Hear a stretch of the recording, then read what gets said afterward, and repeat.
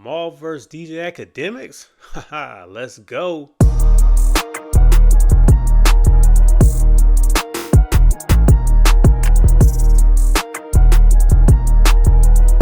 Boy, oh boy, once you start telling the truth, the fans start to turn on you. The beef between Drake and Kendrick Lamar has pretty much turned into Blood versus Crips. If you're rocking with the Bloods, you gotta be loyal to the Bloods to the very end. If you're rocking with the Crips, the same thing. There's no switching up, there's no tiptoeing the line. Some of the funniest things over the last couple months is just sitting back and watching the two fan bases just go at each other. Meanwhile, the two artists you guys are going to war for is probably somewhere in the middle of the ocean, chilling on a goddamn 60-foot yacht eating lobster.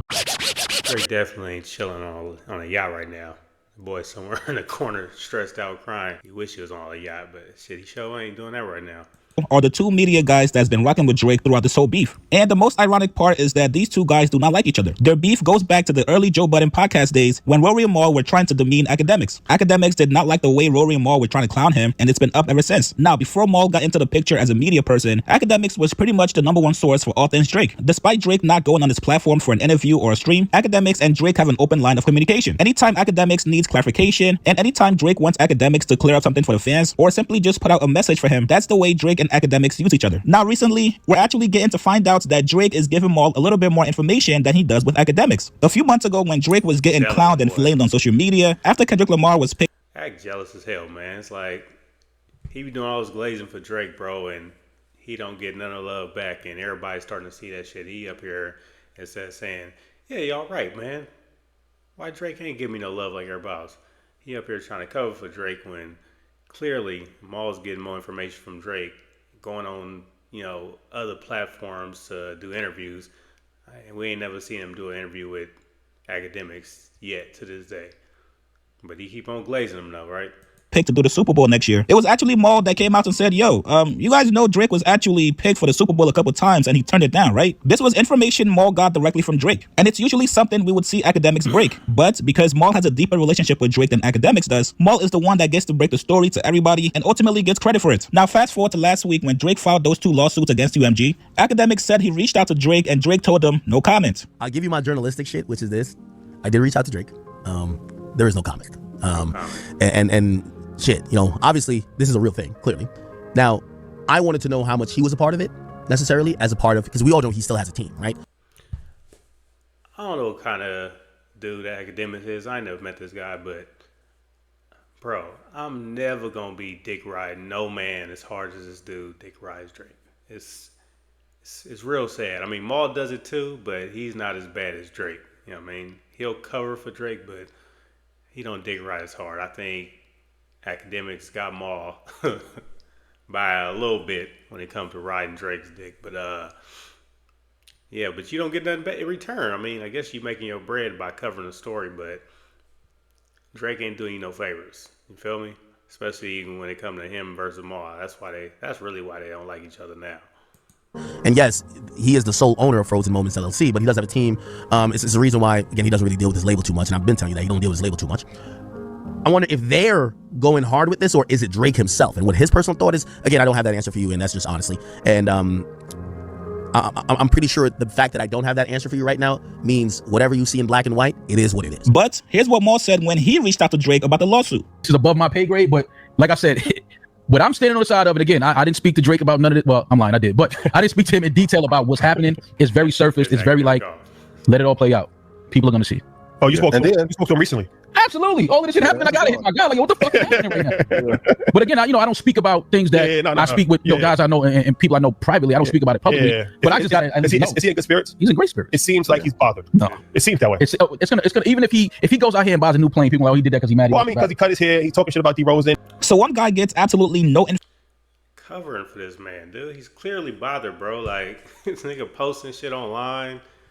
He up here on interviews talking about he's not bothered. You can, if you're a real dude, you can tell when somebody having, they try to play the role like they not bothered.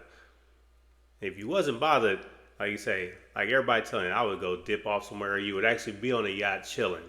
You'll be making music, man. I'm in the studio, bro. I'm not worried about this shit.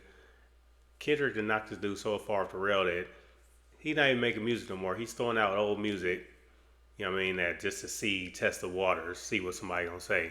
And he's doing features with people like, why you not recording the actual music? Either record your album or go take you a break, bro. But he can't stand to not be seen and be the face of something that he got to keep popping himself out every couple weeks and posting himself on Instagram. So he's clearly bothered. Information from Drake about the lawsuit, while the other person not only gets to speak with Drake, but gets to hear his tonality and how he feels about it. Now, it doesn't stop there. Mal goes on to randomly announce that Drake is performing at the halftime show. Hey, shout out to Chick Smooth, man. Check out his page if y'all ain't following him already. Go subscribe. If you like what I'm doing, subscribe here too. You feel me? Hey, you can use it For the World Cup. Rap music. Number one person in rap music. He's the number one person in rap music.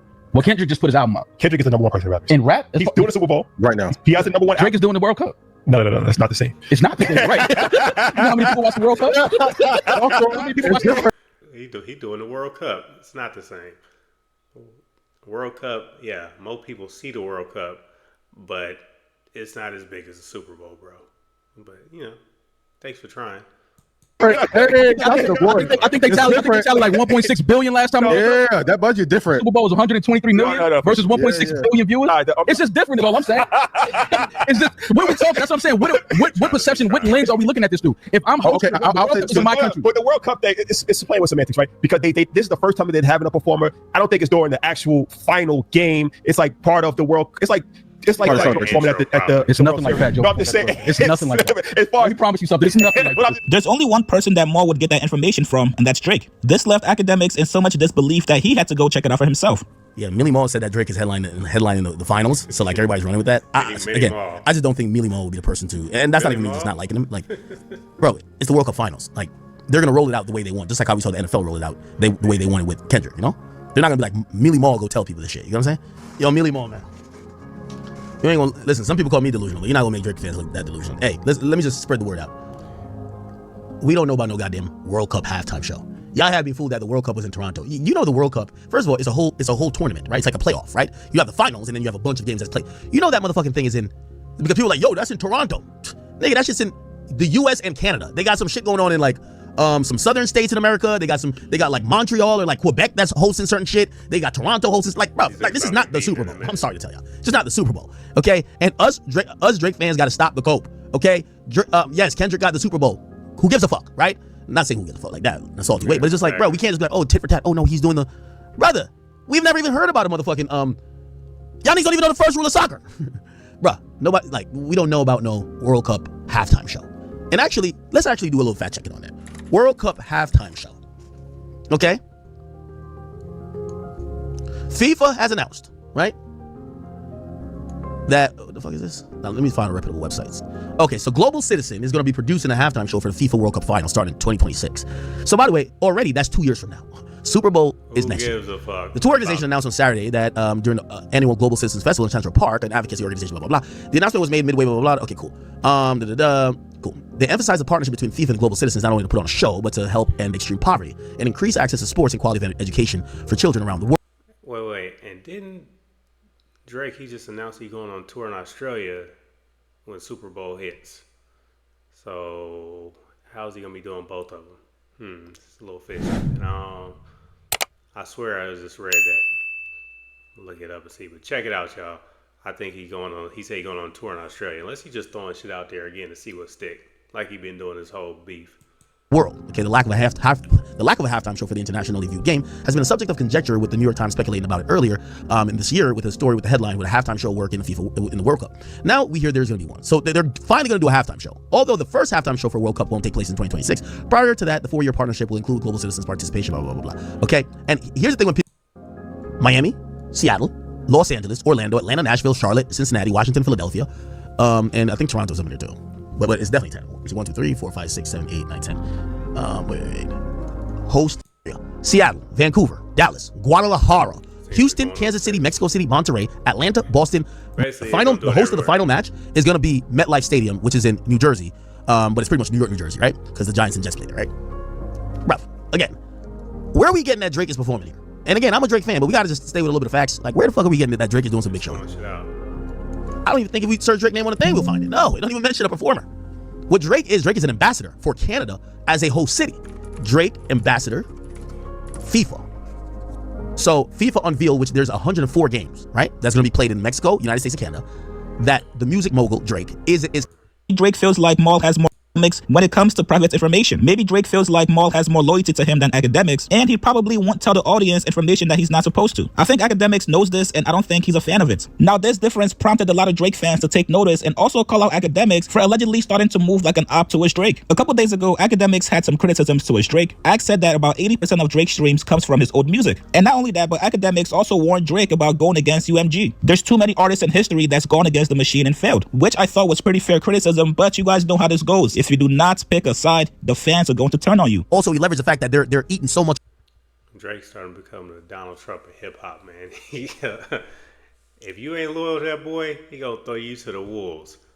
So even Akademiks, he for the most part he be, copping for Drake every time. Every time he stick up for him. But every once in a while he'll throw out a little bit like, yeah, Drake doing something real funny style, or this is happening to Drake. He'll say some shit that Drake might not like. Every once in a while. It's not a lot, but and Drake probably said shit like, hey, fuck you. Mal don't do that shit. Mal ride or die for his boo, Drake. He don't ever say nothing bad. So that's probably why Drake like, nah, fuck that. If you gonna say anything bad about me, I'm not fucking with you. Off of his back catalog, that dropping frequently helps the back catalog. And by the way, 80 to 85% of Drake's current streams is from albums dropped over 6 years ago. That's nothing. You know what I mean? As we and I'm being very fair here. I love Drake. That's my favorite artist. But like, bro, the labels look at him different. But yeah, just you want a label on your side. I just don't. I've never seen somebody go against a label and win. I ain't never seen it. Like, these labels really control all the shit, bro. So shit. I'm hoping he wants to go to war with them now. And ironically, it times with this whole Kendrick shit, because if not, they're going to cremate that nigga. And again, I love his music too much to not see that shit popping. But and I still think, as I said, there's a long way to fall for him. But put it like this. Ja Rule went from being one of the most lit to irrelevant. You'll never get Drake to irrelevant. But I think when it comes to Universal, their thing might be like, we'll get Superman to bleed. Oh, yeah, y'all used to use Drake as like it was a verb, right? Like Drake is like, people like the world star effect. Like Drake, oh shit, you need that stimmy, right? Drake didn't. He think he too big, man. It's like, you might be big, but you're not bigger than a label, bro. Like, them rich old white men, Jewish men, oh, they got money. Drake's Jewish, he should know a little bit about it, but they'll start digging shit up on you. I just watched this TV show on Netflix called The Madness. Check it out. It's a good-ass TV show, but basically he went up against some billionaires, and they was on that boy helmet, changed his whole life, made him look like a fool, everything. So they can do that shit to Drake, man. And he ain't got enough money. It ain't long enough to go against these people. But I think, like I said, he's trying to get from up under that, that slave deal, even though he's making $400 million. But how many albums is that? He gonna be working for them day and night for the rest of his life. So I think he like, I'm trying to get the fuck about that. That's in my opinion, though. Don't know if it's true or not. I think they, their thing might, we ain't gonna get that nigga to go irrelevant, but we'll get him to bleed. This gotta be a sick, nasty chess move by Drake, especially knowing Akademiks and Mal do not like each other. You guys get in the comments below. What do you guys make of Drake feeding information to Mal more than Akademiks? Post your comments below. Subscribe to the channel, like this video. I'll see you guys later, man. Like I said, man, Drake, he like holds loyalty above everything else, which is cool, but it's like, I'm gonna give you some criticism, bro. If I'm your real boy, your real homeboy, you gonna get some criticism from me, which Akademic tends to do every now and then. Mal don't do that, but I think that's where Drake had a misstep in the battle was he hearing people telling him like, man, you got this, you can kill him. A real friend would have been like, hey, bro, watch out for that little short little confident nigga. He gonna be mean. Like, look at some of his old stuff. Like, yeah, he ain't really battling life, but he's been in battles before. You thought this was gonna be an easy win. I ain't no easy win, nigga. But you know what I mean? Somebody told him like, you can do it. Ain't gonna be no problem. It's gonna be a cakewalk, and he took it light, and that's why he got his ass whooped basically. And now he got people in his ear still telling him like, oh man, don't even trip off this. Like, when they should be telling him like, Drake, go up in the studio, bury yourself in the studio. Don't be on your social media. Take that man's phone, or go out on your boat and be recorded on the boat, the yacht somewhere in Ibiza, wherever you be going. That's how you show you're not bothered. You constantly posting on social media and you trying to drop any little track with a mix or with your verse on it. Like the Sexy Red shit, like, you ain't want to be on that goddamn song. You use that girl's song just to put something out in response and then change up the whole beat for you to rap on it. You use that girl's song just so you could put something out there. which was sad because that song was fucking horrible. And yeah, your part was the best part on the track, but the track was ass. So it's like, why use that girl? But just because you about to drop something, the Wagwan Delilah song. Well, what the fuck was that? I'm gonna just put this out there because it shows I'm not bothered. I'm having fun with it. That shit was stupid. Come on, bro. Like, you gotta move better than that. But people telling him, hey man, whatever you do is fine. It's awesome. You know what I mean? You're doing a good job. Keep it up. The nigga did shave his hair. You know, when black women, well, everybody knows black women, when they going through some shit, they shave off all their hair to start fresh. That's what Drake did. He ain't no black woman, but he definitely took that mindset and shaved off his hair trying to start fresh, which didn't work. Because now people see the man is balding, which makes it even more hilarious. Because it's like you stressing so much that you losing hair, bro. But like I said, Drake can bounce back from this. But it's like you just gotta get back into music, man. That's what's gonna save you. These lawsuits is making you look fucking horrible. Akademics and Mal, they about to have a cat fight over you, trying to see who can, glaze you the most. Probably gonna be Mal, but I got my money on Mal. But yeah, if y'all like this content, man, like and subscribe. Check out my page. I got merch on there. So check us out. Until next time, peace.